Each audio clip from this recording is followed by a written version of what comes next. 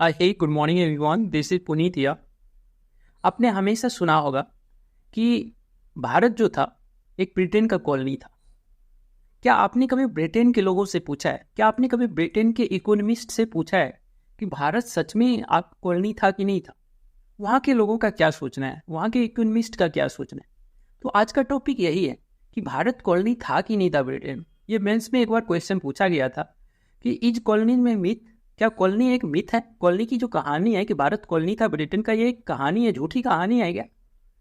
तो इसी को मैं आज डिस्क्राइब करूंगा कि ब्रिटेन के इकोनॉमिस्ट का क्या प्रोस्पेक्टिव है और इंडियन इकोनॉमिस्ट का क्या प्रोस्पेक्टिव है, इस पे क्या सोचना है, इस पे इसके बारे में डिस्क्राइब करूंगा। आप तो हमेशा सुने होंगे ना कि भारत जो था कॉलोनी था ब्रिटेन का, तो उसी को आज हम प्रूव करेंगे कि कैसे भारत जो था कॉलोनी था ब्रिटेन का।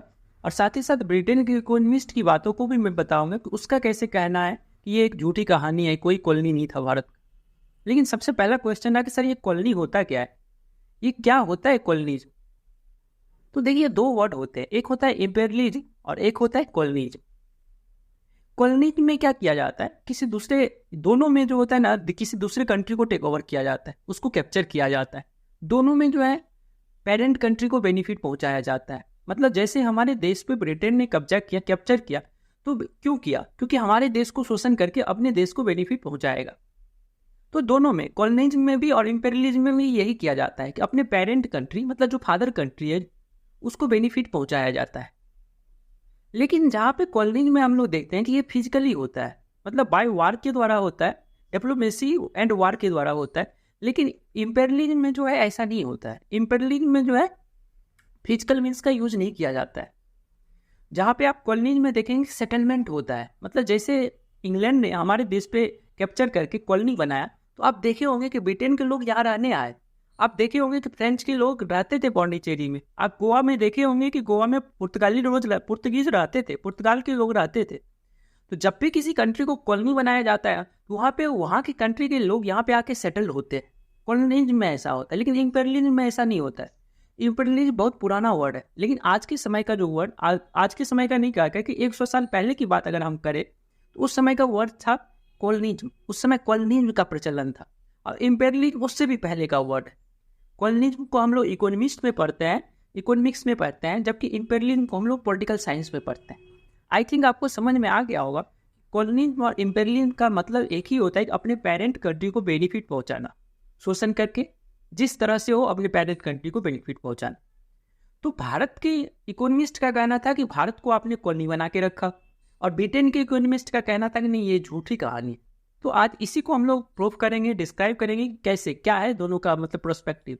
ब्रिटेन के इकोनॉमिस्ट का क्या प्रोस्पेक्टिव है, क्या सोचना है, और हमारे देश के इकोनॉमिस्ट का क्या सोचना है, इसी के बारे में हम लोग देखेंगे। तो हम लोग आज की टॉपिक को स्टार्ट करते हैं। क्या कॉलोनी में एक मिथ है? ये हमारा क्वेश्चन है। तो यहाँ ब्रिटेन के इकोनॉमिस्ट को हमने बी आर लिखा है, ये ध्यान रखें। तो ब्रिटेन के इकोनॉमिस्ट का क्या प्रोस्पेक्टिव था? नो कॉलोनी, कॉलोनी में एक मिथ है, एक झूठी कहानी है। जबकि इंडियन इकोनॉमिस्ट का कहना है नहीं, ये एक रियलिटी है, केवल कॉलोनी ही तो था भारत। आपने कॉलोनी बना के रखा था भारत को, आपने भारत को शोषण किया, क्योंकि कॉलोनी का मतलब ये होता है कि अपने पेरेंट कंट्री को बेनिफिट पहुंचाना। तो इस दोनों पॉइंट को, दोनों लोगों की, मतलब ब्रिटेन के इकोनॉमिस्ट को और इंडियन इकोनॉमिस्ट की बातों को हम लोग एक एक करके देखते हैं। सबसे पहला पॉइंट हम लोग देखते हैं एग्रीकल्चर। तो देखो, भारत के इकोनॉमिस्ट में बोला कि आपने एग्रीकल्चर पे बहुत ज्यादा टैक्स रखा। तो ब्रिटेन के इकोनॉमिस्ट ने बोला हाँ, ये तो सही बात है कि मैंने टैक्स रखा, क्योंकि लैंड रिवेन्यू जो होता है सोर्सेस था रुपया का, तो लैंड रिवेन्यू हमने बहुत ज्यादा रखा। लेकिन उस रुपया को मैंने क्या किया, इससे हमने इन्वेस्टमेंट किया, रेलवे बनाया, टेलीग्राफ दिया आपको। साथ ही साथ एडमिनिस्ट्रेशन सिस्टम जो आज आप देखते हैं कि जुडिशरी ऐसा है, लेजिस्लेटिव ऐसा है, रेवेन्यू एडमिनिस्ट्रेटिव ऐसा है, ये सब कहा कि हमने ही तो दिया है, उसी रुपया से तो हमने आपको एडमिनिस्ट्रेटिव सिस्टम दिया है, इन्वेस्टमेंट किया है आपके देश में, रेलवे, टेलीग्राफ, इस सब का। तो भारत का इकोनॉमिस्ट का कहना था कि देखिए नहीं, आपने उस रुपया का इतना ज्यादा टैक्स लिया ना लोगों से, गरीब लोगों से इतना ज्यादा आपने टैक्स लिया ना कि भारत में पॉवर्टी आई, गरीबी आई, उससे फेमाइन आया, उससे डिजीज आया, उससे रिवोल्ट स्टार्ट हुआ, जिसमें करोड़ों लोग मरे। मतलब आपके लैंड रिवेन्यू टैक्स जो होते थे 50 से 60% होते थे, 50 से 60% में इंसान मर जाता था। आपको पता होना चाहिए कि करोड़ों किसान, करोड़ों मतलब लोग मरे हैं फेमाइन की वजह से। तो भारत के इकोनॉमिस्ट का ऐसा कहना था कि आपने पूरे क्या किया कि रूरल इकोनॉमी को डिस्ट्रॉय कर दिया। रिवोल्ट में कितने लोग मर जाते थे क्योंकि आपने लैंड रेवेन्यू टैक्स ऐसा सिस्टम बना रखा था कि लोग मर रहे थे।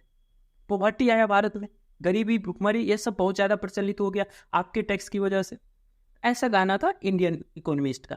जबकि उन्होंने कहा कि नहीं, लैंड रेवेन्यू टैक्सेस से जो रुपया मिला उसको मैंने एडमिनिस्ट्रेटिव सुधार किया और साथ ही साथ हमने इन्वेस्टमेंट किया रेलवे और टेलीग्राफ पे। ठीक है, अब हम लोग देखते हैं कि हैंडीक्राफ्ट इंडस्ट्री के बारे में उन्होंने क्या बोला। तो देखो, ब्रिटेन के इकोनॉमिस्ट ने बोला कि हैंडीक्राफ्ट इंडस्ट्री जो था वो सर्वाइव नहीं कर पाता क्योंकि इंडस्ट्रियल रिवोल्यूशन आ गया था। ये एक लॉजिकल जवाब उन्होंने दिया कि हैंडीक्राफ्ट इंडस्ट्री जो था वो सर्वाइव नहीं कर पाता क्योंकि इंडस्ट्रियल रिवोल्यूशन की वजह से सभी सामान सस्ते हो गए थे।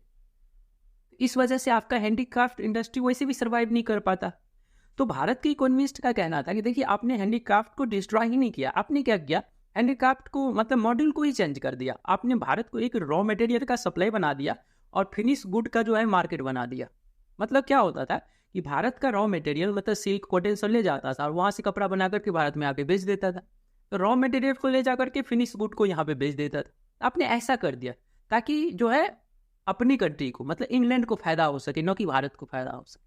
मैंने आपको पिछले लेक्चर में भी बताया था कि कैसे 50% ऑफ द वर्ल्ड डिमांड को भारत फुलफिल करता था, भारत एक्सपोर्ट करता था। लेकिन जब अंग्रेज जो है आया उसके बाद उन्होंने कैसे डिस्ट्रॉय कर दिया इस चीज़ को और जाते जाते 1% पे ला दिया 50% कि नहीं आया समझ में। इंग्लैंड ने बोला कि मैंने आपको इंग्लिश दिया है, इंग्लैंड के ब्रिटिश इकोनॉमिस्ट ने बोला कि मैंने आपको इंग्लिश दिया है जिससे पूरे देश में जो है एकजुट था, क्योंकि आप एक लैंग्वेज होने से क्या होता है पूरे देश में यूनिटी होता है थोड़ा। तो भारत के इकोनॉमिस्ट का क्या कहना था कि देखिए, आपने इंग्लिश जो दिया है वो अपने फायदे के लिए दिया है। मैं आगे बताऊंगा कि भारत के इकोनॉमिस्ट का क्या कहना है इंग्लिश पे, लेकिन सबसे पहले उनका थोड़ा और देख लेते हैं। उन्होंने कहा कि मैंने आपको इंडस्ट्री भी तो दिया है, कॉटन दिया है, जूट का इंडस्ट्री दिया है, स्टील इंडस्ट्री दिया है, कॉफ़ी इंडस्ट्री दिया है, ये सब मैंने दिया है। तो भारत के इकोनॉमिस्ट का कहना था कि नहीं, आपने 200 साल में केवल 5 इंडस्ट्री दिया, 5-6 इंडस्ट्री दिया, ये थोड़े होता है इंडस्ट्रियलाइजेशन। आपने डी इंडस्ट्रियलाइजेशन किया है, भारत की इंडस्ट्री को ख़त्म किया है और आपने भारत को एक मार्केट की तरफ बनाया है। आप बात कर रहे थे एडमिनिस्ट्रेशन की, तो आपने एडमिनिस्ट्रेशन में क्या किया, आपने अपने लोगों को बुला करके उसको जॉब में रखा। भारत के लोग को आप जॉब ही नहीं देते थे, आप उसको छोटा सा जॉब देते थे। अब जो आपके लोग आते थे उसको बड़ा सा जॉब देते और बड़ा सा सैलरी भी देते थे। आप इतना सैलरी देते थे, आपको पता होना चाहिए कि ये भी एक जो था ना, मतलब अपनी कंट्री को, पेरेंटल कंट्री को बेनिफिट पहुंचाने जैसा था। मतलब बहुत ज़्यादा हाई पेइंग सैलरी होता था। सैलरी के साथ साथ अगर वसूली करता था तो उस पर कमीशन भी मिलता था। तो ये एक एडमिनिस्ट्रेशन नहीं था, ये एक कॉलोनियल एडमिनिस्ट्रेशन था जहाँ पे अपने कंट्री को बेनिफिट पहुंचाया जाता था। आप बात कर रहे थे रेलवे की, आपने रेलवे क्यों डेवलप किया, ताकि आप क्या कर सके, रॉ मटेरियल को पोर्ट तक ला सके। मतलब गाँव सब में जो मतलब डिस्टेंस में जो रॉ मटेरियल था उस सब को रेलवे से आपको उठा करके पोर्ट तक ला करके अपने इंग्लैंड में भेज सके। इसीलिए आपने रेलवे का विकास किया। आपको पता होना चाहिए कि रेलवे में इन्वेस्टमेंट जो होता था ना, इंडियन को नहीं किया जाता। मतलब इंडियन को कहा जाता था कि आप रेलवे में इन्वेस्ट नहीं कर सकते, नॉट परमिटेड, उसको परमिशन नहीं मिलता था कि इंडियन लोग को रेलवे में इन्वेस्टमेंट नहीं किया जाता था। क्यों? क्योंकि क्या होता था कि रेलवे में जो इन्वेस्टमेंट करता था उसको 2 बेनिफिट मिलता था। एक तो जो इंटरेस्ट मिलेगा वो, क्योंकि जब इन्वेस्टमेंट करता है तो उस पर इंटरेस्ट मिलता है, साथ ही साथ अगर रेलवे को प्रॉफिट होगा तो उसमें शेयर भी मिलता था। इसीलिए कहा जाता था कि रेलवे में इन्वेस्टमेंट जो था लॉटरी के समान था। लेकिन भारत को नहीं किया था, भारत के लोगों को नहीं करने देता था इन्वेस्टमेंट। रेलवे में इन्वेस्टमेंट केवल अंग्रेज लोग करते थे। एक लॉटरी होता था रेलवे में इन्वेस्टमेंट। तो आपने इससे फायदा किसको पहुंचाया है, अपने ही कंट्री को पहुंचाया है, न कि हमारे कंट्री को। आपने रेलवे का इस्तेमाल रॉ मटेरियल को एक्सप्लॉइट करने में, साथ ही साथ जो गांव देहात के लोग होते थे उस लोगों को आपने मतलब सामान पहुंचाने के लिए मार्केट की तरफ, मतलब रूरल इकोनॉमी को आपने, सेल्फ सफिशिएंट जो होता था रूरल इकोनॉमी, उसको आपने डिस्ट्रॉय किया। आप अपने सामान ले जा करके उस छोटे से गाँव में, देहात में आपने बेचना स्टार्ट किया। आपने मार्केट क्रिएट किया रेलवे के इस्तेमाल करके, रॉ मटेरियल को डिस्ट्रॉय किया। कि नहीं आया समझ? तो रेलवे का विकास आपने इसलिए किया, न कि हमारे लिए किया रेलवे का भी।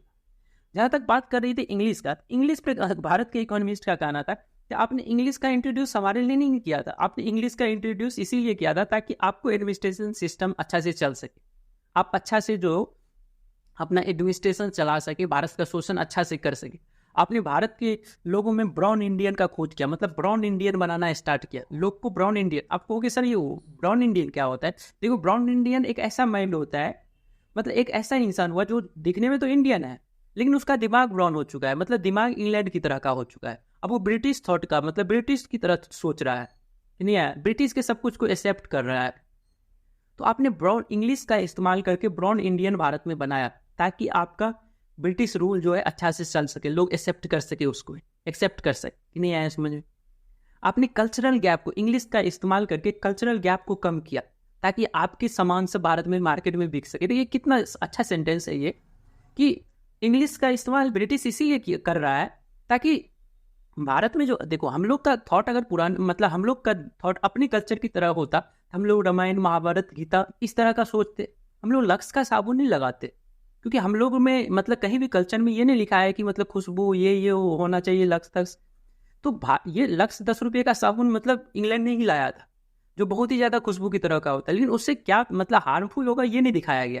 बस ये मतलब ब्रिटिश कल्चरल गैप को कम करने के लिए, यहाँ के लोगों को बहलाने के लिए इंग्लिश का इस्तेमाल किया गया, कल्चरल गैप को कम किया गया, ताकि ब्रिटेन का सामान सब यहाँ पे अच्छा से बिक सके। इसीलिए आपने इंग्लिश का इंट्रोड्यूस किया। आई होप कि आप लोग को समझ में आ गया होगा कि कैसे एग्रीकल्चर को, कैसे रेलवे का इस्तेमाल किया, कैसे इंग्लिश का इस्तेमाल किया, कैसे एडमिनिस्ट्रेशन में ज़्यादा से ज़्यादा सैलरी देकर के अपने कंट्री को बेनिफिट पहुंचाता था। इसीलिए भारत के इकोनॉमिस्ट ने बोला ये फुल्ली जो था क्या था, कॉलोनी था, नहीं आया समझ में। जबकि ब्रिटेन के इकोनॉमिस्ट जो उन्होंने जो प्रूफ दिया, उससे नहीं ऐसा कोई मतलब प्रूफ हो पाता है कि कॉलोनी नहीं था भारत। श्योरली भारत जो था एक कॉलोनी ही था, कि नहीं आया समझ में। आई थिंक आप लोग समझे होंगे कि भारत कैसे कॉलोनी था इंग्लैंड का। ठीक है, थैंक यू एवरीवन।